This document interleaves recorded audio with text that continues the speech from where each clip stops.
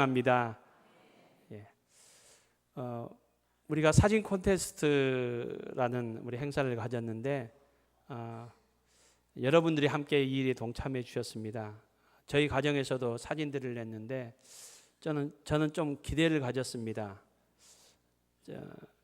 어떻게 이 선출했는가 하니까 우리 부목사님 두 분이 한 150장 넘는 사진들 가운데서 한 좀 추릴 걸 추려가지고 한 30장으로 이렇게 모았습니다. 그리고 그 모은 것을 우리 장로님들과 또 권사님들이 또 이렇게 표를 해가지고 많은 표를, 득표한 표들을 이렇게 선정을 했습니다. 근데 제가 기대했던 사진은 크리스마스 한 7, 8년 전 크리스마스 때 크리스마스 트리 앞에서 저하고 저희 아내하고 둘이 딱 찍은 사진. 그래서 제 얼굴이 들어갔기 때문에 최소한 저는 상은 안 받아도 본선은 올라갈 거다. 왜냐하면 우리 부목사님 두 분이 이렇게 예선을 이렇게 했기 때문에. 근데 제 사진이 올라갔을까요? 안 올라갔을까요? 저는 실망했습니다. 그만큼 공정하게 했습니다. 제 얼굴 들어갔다고 해서 이렇게 주고 그러진 않았습니다. 우리 장로님이 내신 분 사진이 대상 사진인데 지금으로부터 제가 정확한 건 장로님 한 30년 전이죠. 30년 훨씬 전인 것 같습니다. 예? 그게 약 30년. 예, 약 30년 전인데 우리 교회와 건물이 별로 없었습니다. 우리 옆에도 별로 없었는데 제가 참 마음에 좀 제가 주목해서 본 것은 사진만 이 크리스마스 트리가 있고 우리 교회 사진이 있는데 거기 원래 우리 장로님이 기대와 소망을 담은 것을 거기다 표시했더라고요. 여러분 한번 사진 잘 보십시오. 거기 옆에 30년 전인데 교육관이 있습니다. 교육관. 간판이 교육관. 원래 우리 건물은 아닌데 그 여기다 옆에다가 우리 장로님이 교육관이라고 이렇게 포샵을 했어요. 얼마나 믿음이 좋으신지. 비록 장소는 위치는 틀려졌지만 우리 교육관 50주년을 맞아 교육관을 세웠는데 사랑하는 성도님 여러분, 우리 교회가 또 앞으로 10년, 20년 후에 또 우리 믿음으로 하나님 우리 월계교회를 축복하여 주시고 또 우리 교회가 이런 교회가 되기를 원합니다라는 그런 기대와 소망이 우리에게 있기를 소망합니다. 그런 기대와 소망이 그런 곳에 이렇게 나타났지 않을까 이렇게 생각을 해봤습니다. 여러분 오늘 본문의 말씀은 우리에게 아주 친숙하고 익숙한 본문의 말씀입니다. 또 이 본문의 말씀을 좋아하고 또 위로가 되는 그런 말씀이기도 합니다.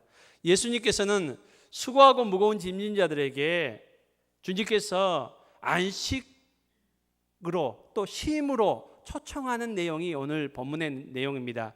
수고하고 무거운 짐진 자들아 다 내게로 오라. 내가 너희를 쉬게 하리라. 아멘. 주님께서 이 초청을 오늘 우리에게도 하여 주십니다. 이 쉼과 안식으로 주님의 초청에 응답할 수 있는 저와 여러분이 될 수 있기를 주님의 이름으로 축복합니다.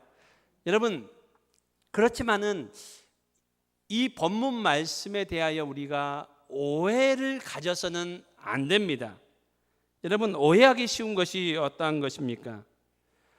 예수님께서 수고하고 짐진 자들아 다 내게로 오라 이렇게 초청해 주십니다. 초청하시면서 내가 너희를 쉬게 하리라, 너희에게 쉼과 안식을 주겠다고 이렇게 말씀해 주십니다. 그래서 우리는 그 뒤에 부분들은 다 잊어버리고 우리의 짐, 우리의 무거운 짐, 우리의 무거운 문제, 우리의 고통, 주님 앞에 나가면 이 모든 것 없애주신다. 이것만 우리가 생각을 합니다. 여러분 오늘 본문 말씀이 과연 그것만 말씀하고 있습니까? 그래서 이 말씀을 보면서 우리는 이런 기대를 합니다. 이 땅을 살아가면서 우리가 물질적인 어려움을 겪잖아요. 그래서 이 물질의 문제 좀 해결되어서 주님께서 이제 평생 주님 앞에 우리를 의탁하면 이제 물질 문제 때문에 어려움 당하지 않고 살아갈 수 있을 것을 기대를 합니다. 여러분 이제 나이가 들어가면서 또 건강에 또 어려움들이 있잖아요. 그래서 이 건강의 문제 주님 앞에 맡기면은 이제 앞으로는 주님께서 아무런 어려움도 없이, 건강에 문제 없이 주님께서 해결해 주시고, 주님께서 주시는 쉼과 안식은 이제 무병장수, 이런 쉼과 안식을 누릴 수 있었으면 좋겠다라는 우리가 기대를 합니다. 과연 주님께서 우리에게 그런 말씀을 하시고 있습니까? 제가 지난주에 요즘은 뭐 많은 뉴스들이, 우리나라 뉴스만 아니고 뭐 세계의 많은 뉴스들을 우리가 쉽게 접할 수 있습니다. 이 뉴스의 홍수 시대에 살아가고 있습니다. 그래서 모든 뉴스에 우리 관심을 가질 수 없습니다. 그렇지만 지난주 제가 관심을 가졌던, 제가 혹했던 뉴스가 하나 있었습니다. 그 뉴스는 미국의 뉴스였습니다. 미국. 제가 한 번도 못 가본 그 미국의 뉴스였는데, 미국에서 로또 열풍, 복권 열풍이 불었다라는 뉴스가 제 눈을 확 사로잡았습니다. 여러분 혹시 보셨어요? 예, 들으셨어요? 1등이 당첨이 됐는데, 한 사람이 당첨이 됐는데 그 당첨금이 1조 7천억이 넘는다고. 1조 7천억. 이 감이 안 와요. 1조 7천억은 얼마일까? 이 당첨을 받았는데, 당첨금을 나누어주는, 이 수령해주는 방법이 두 가지 방법입니다. 한 방법은 한꺼번에 받을 수가 있다고 합니다. 그 금액을. 그러면은 좀 액수가 많이 줄어들더라고요. 줄어들어도 1조 원이 가까이 되더라고요. 한꺼번에 수령을 하고. 두 번째 방법은 29년간 연금 형식으로 나누어 주는 그런 방법이었습니다. 여러분이라면 어떤 방법을 택하고 싶습니까? 저도 한번 생각을 해봤어요. 내가 만약 그 복권에 당첨이 됐다, 나는 어떻게 이 돈을 받을까? 잠시 행복해지더라고요. 어쩌지 이렇게 저는 29년간 나눠 받는 방법으로 택했습니다. 그렇게 하니까 1년에 얼마 받는가 그게 궁금하더라고요. 그래서 제가 계산기로 두드려 봤습니다. 뭐 여기에는 세금 떼는 거 그런 것까지 제가 어떻게 압니까? 그것까지는 안 하고 그냥 29년으로 나눠 보니까 1년에 601억. 29년 동안. 와. 1조 얼마니까 이게 상상이 안 되네. 그래도 이 601억 하니까 그래도 좀 이렇게 다가와요. 너무 많아요. 그래서 내가 601억 1년에 어떻게 쓰지? 29년간 계속 받는데, 그래서 제가 고민하다가 결정을 했습니다.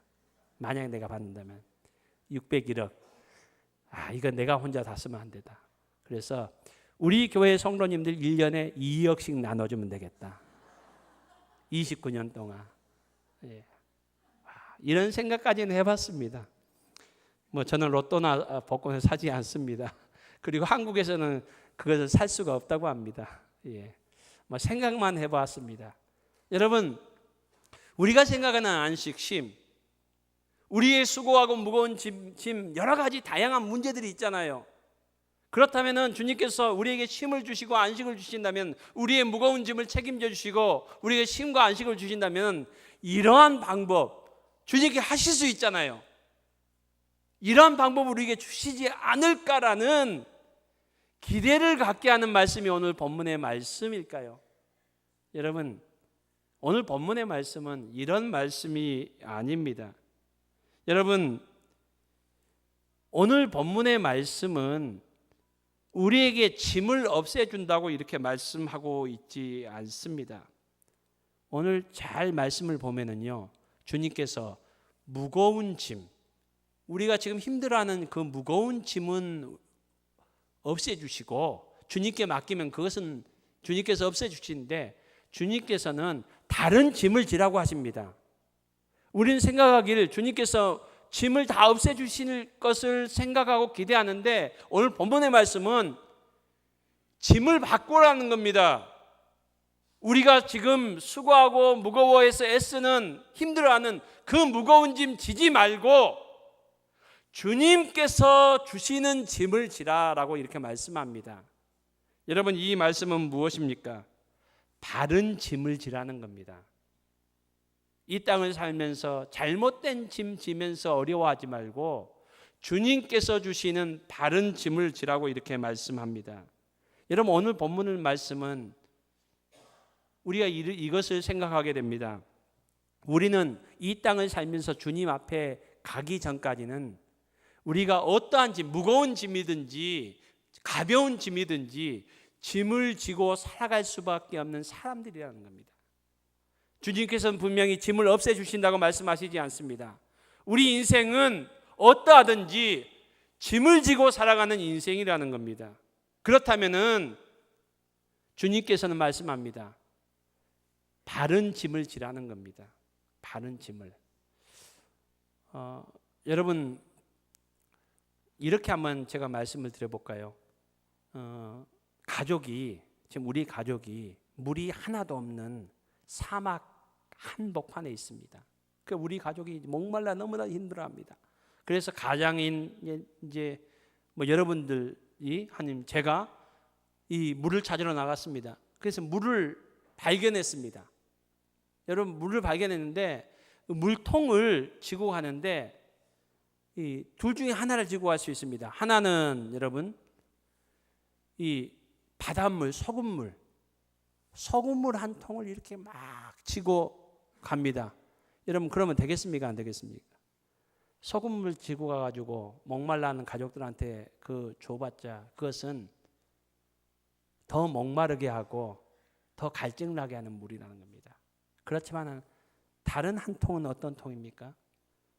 그 목마름을 해결해 줄 수 있는 생수 한 통이 있습니다. 그렇다면 여러분, 우리는 어떤 물을 지고 가야 됩니까? 생수통을. 그 광야길이 가족들에게 가는 길이 힘들더라도 그 생수를 지고 어떻게든 목마른 가족들을 향해서 이렇게 나아갈 수 있어야 합니다.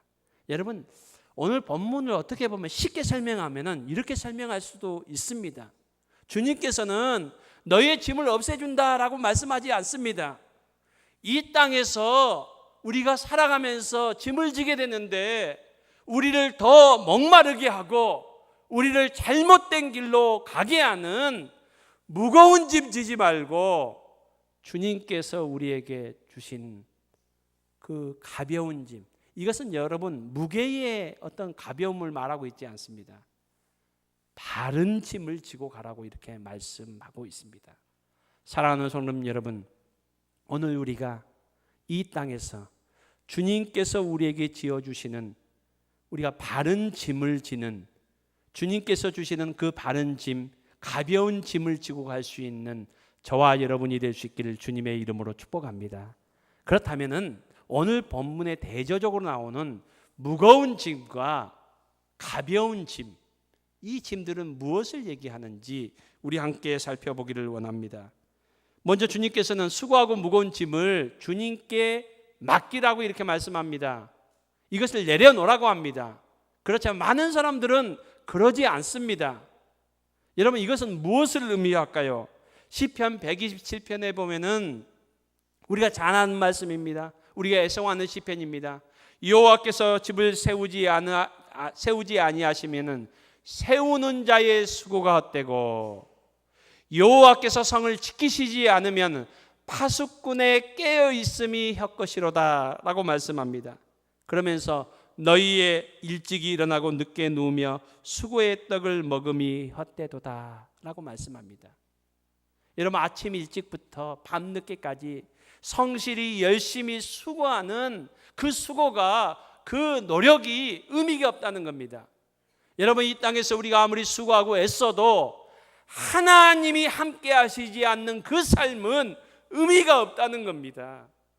여러분, 저와 여러분이 하나님의 자녀가 된 것, 우리가 감사할 수 있는 저와 여러분이 될 수 있기를 주님의 이름으로 축복합니다. 하나님 없는 인생은 헛된 인생임을 말씀하고 있습니다. 하나님 없는 인생은 무거운 짐을 지고 가는 그 인생임을 오늘 성경은 주님께서 말씀하고 있는 겁니다. 여러분, 솔로몬이 쓴 전도서는 12장으로 이렇게 구성되어 있습니다. 이 12장 첫 번째 1장을 시작하면서 솔로몬은 이렇게 시작합니다. 헛되고 헛되며 헛되고 헛되니 모든 것이 헛되다라고 이렇게 말합니다. 그리고 12장을 마치는 마지막 12장에서는 또 이렇게 12장을 마무리합니다. 헛되고 헛되도다. 모든 것이 헛되도다. 무엇이 헛되다는 겁니다. 솔로몬은 이렇게 질문합니다. 전도서에서 해 아래에서 수고하는 모든 수고가 사람에게 무엇이 유익할꼬? 해 아래에서 수고하는 모든 수고가 우리가 열심히 일해서 돈을 모으는 것, 또 열심히 공부해서 많은 것들을 또 이렇게 우리가 다른 사람들을 유익하게 하고 또 우리의 삶에 유익되게 하는 이 모든 수고, 이 수고가 해 아래에서 이 사람의 모든 수고가 사람에게 무엇이 유익할꼬? 여기서 여러분 해 아래라는 게 뭡니까? 하나님 없는 삶을 말하고 있습니다. 여러분, 저와 여러분 하나님께서 우리를 자녀 삼아 주시고 하나님 믿는 하나님의 백성으로 삼아 주신 것, 저와 여러분이 감사할 수 있는 저와 여러분이 되시기를 소망합니다. 우리의 삶에 의미가 있습니다. 우리의 삶은 더 이상 헛되지 않습니다. 왜냐하면 하나님을 믿는 하나님의 백성이기 때문에 그렇습니다. 이 땅에 하나님 없는 인생들은 수고하고 무거운 짐을 지고 가는 사람들이라는 겁니다. 오늘 첫 번째로 수고하고 무거운 짐을 하나님 없는 인생의 모든 수고, 모든 행위에 대해서 수고하고 무거운 짐이라고 말씀하고 있습니다. 또 두 번째 또 한 가지 생각할 부분이 있습니다. 갈라디아서 5장에 보면은 바울 사도가 갈라디아 지역에 있는 성도들에게 편지한 내용입니다. 갈라디아 지역에서 바울의 편지를 받아보는 사람들은 하나님을 믿는 하나님의 백성들입니다. 그리스도인들입니다. 오늘 저와 여러분을 말합니다. 그리스도인들에게 바울 사도가 편지를 하면서 이렇게 얘기합니다. 갈라디아서 5장 1절 말씀에서 다시는 종의 멍에를 매지 말라. 한번 따라했으면 좋겠습니다. 종의 멍에를 매지 말라. 바울 사도가 다시는 종의 멍에를 매지 말라. 이것은 절대로 종의 멍에를 매지 말라. 오늘 예수님께서 말씀하신 본문으로 말한다면은 무거운 짐을 말합니다. 무거운 짐을 매지 말라라고 말씀합니다. 여러분, 바울 사도가 그리스도인들에게, 갈라디아 교회 성도들에게, 오늘 우리에게 다시는 무거운 짐을 매지 말라라고 이렇게 말씀합니다. 그 무거운 짐은 무엇을 말씀하고 있습니까? 4절에 이렇게 말씀합니다. 율법 안에서 의롭다함을 얻으려 하는 너희는 그리스도에게서 끊어지고 은혜에서 떨어진 자로다. 여러분, 이 말씀은 뭡니까? 신앙생활을 하고 있는 사람들을 말하고 대상으로 하고 있습니다. 쉽게 말씀하면은요, 오늘 예배드리고요, 오늘 교회에서 봉사하고요, 오늘 우리가 헌금하는 것, 이런 부분 해당되는 겁니다. 근데 여러분, 하나님 앞에 예배드리고 또 교회를 섬기고 또 하나님 앞에 예배를 드리고 이것이 무거운 짐이 되어서는 안 되잖아요. 그렇지만은 어느샌가 우리의 삶 가운데 이것이 무거운 짐이 되었다는 겁니다. 여러분, 이 당시는 무슨 문제로 말하고 있는 거예요? 본문의 직접적인 문제는 할례의 문제였습니다. 유대 율법주의자들이 할례를 받지 않으면은, 할례의 삶을 행하지 않으면은 구원을 얻을 수 없다. 구원을 받기 위해서는 할례를 해야 된다. 그러니까 구원을 받기 위해서 이것을 해야 되고 이것을 해야 되고 이것을 해야 되고. 여러분, 오늘 우리의 삶에 우리가 신앙생활 하는데 오늘 예배 드리면서 예배의 간격도 잃어버렸고 습관적으로 형식적으로 하나님 앞에 나와서 하는 우리의 행위라면은 어느샌가 우리의 예배의 이 삶이 무거운 짐이 될 수 있다는 겁니다.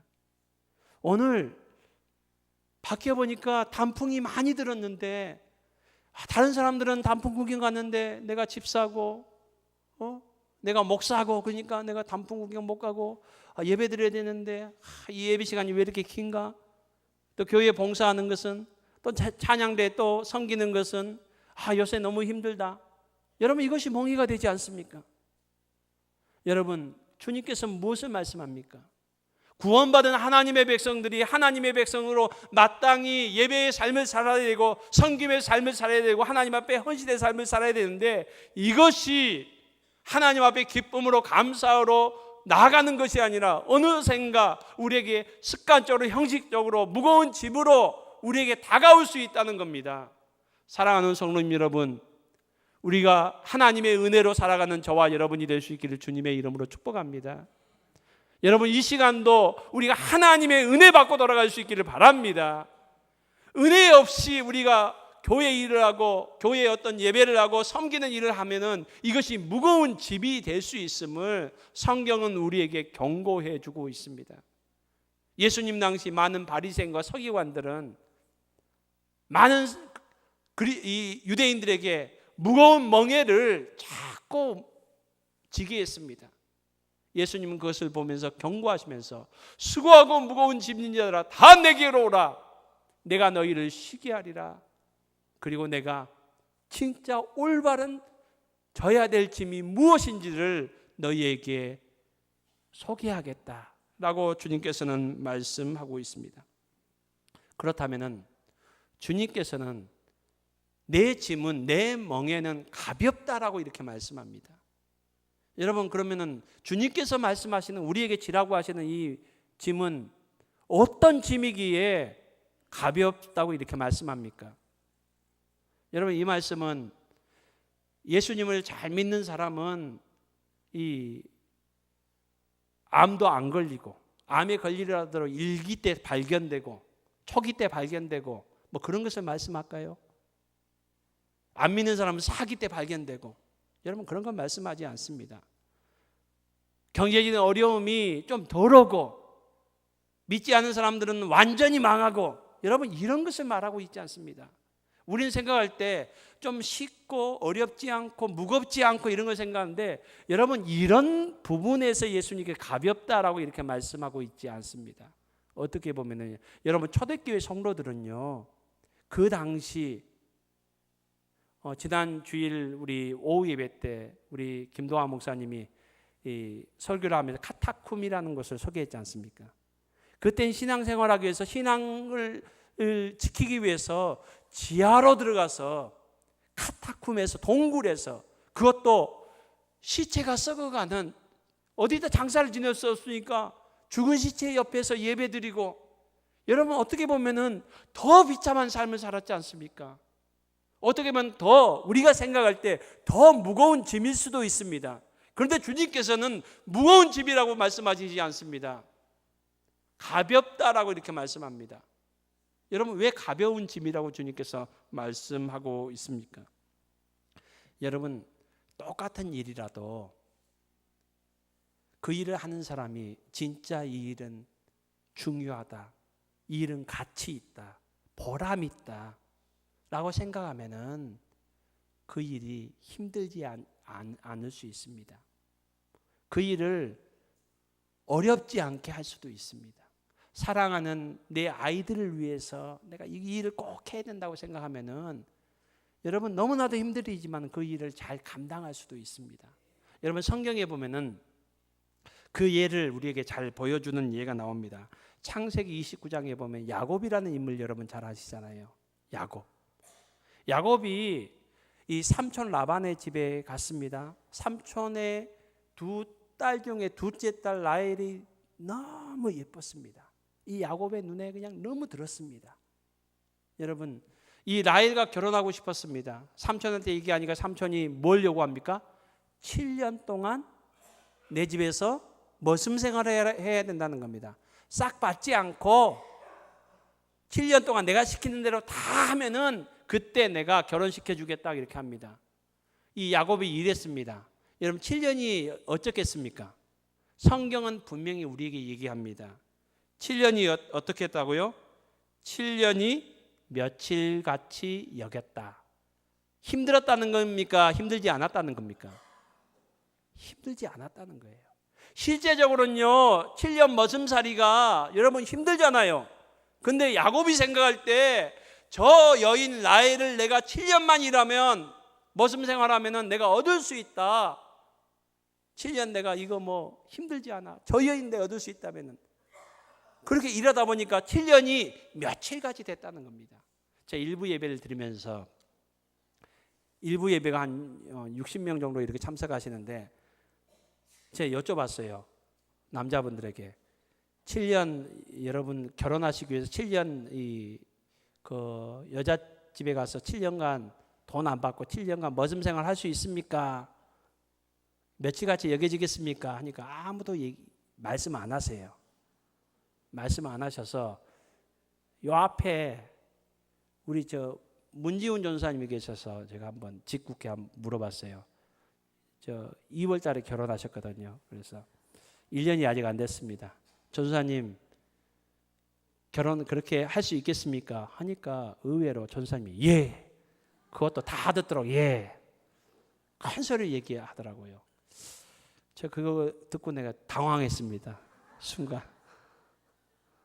너무 당황했는데 제가 생각하기에는 좀 덜 살아서 그런 것 같습니다.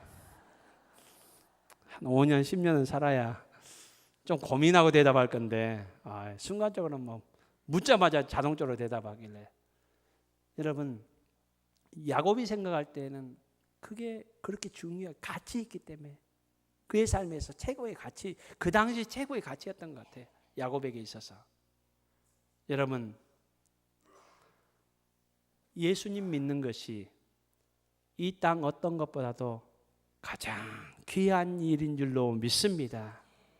예수님께서 말씀하십니다.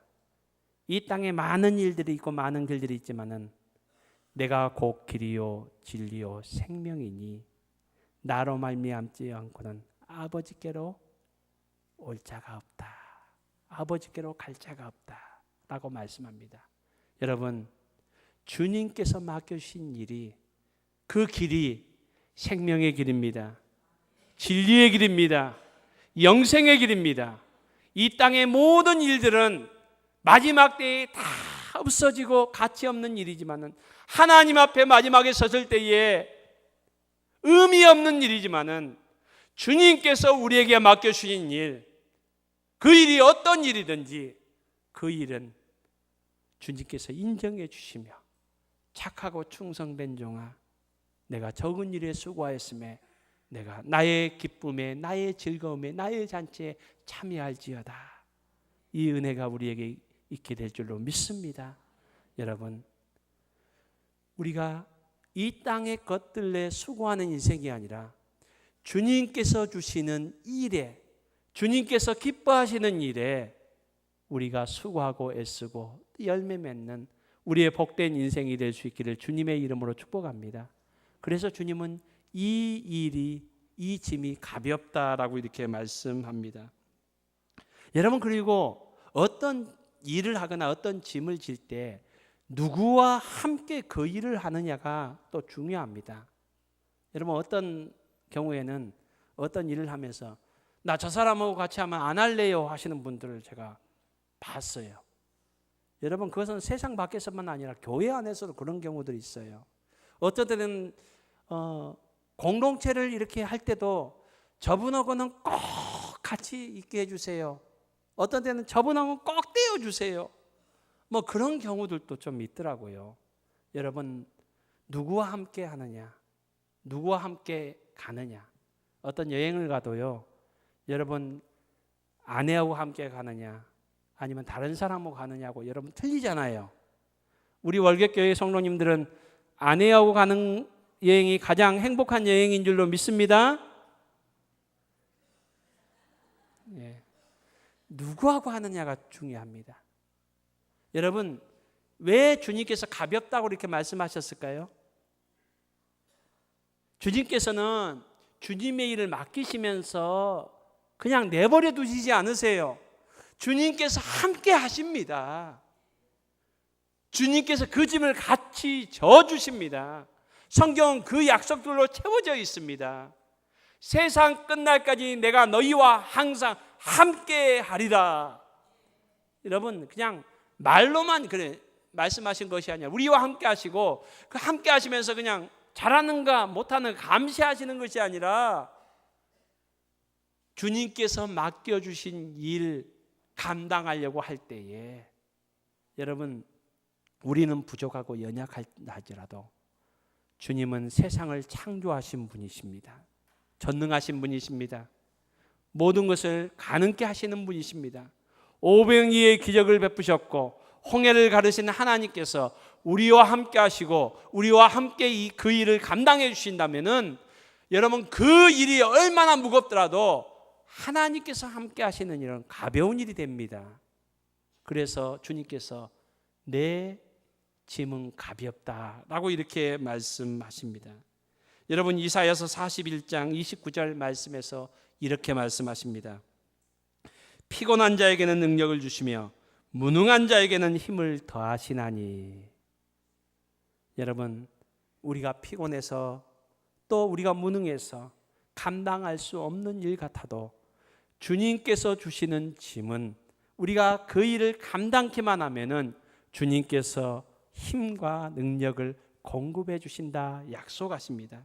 그러면서 31절 말씀에 우리가 잘 알고 우리가 너무나도 좋아하는 말씀입니다.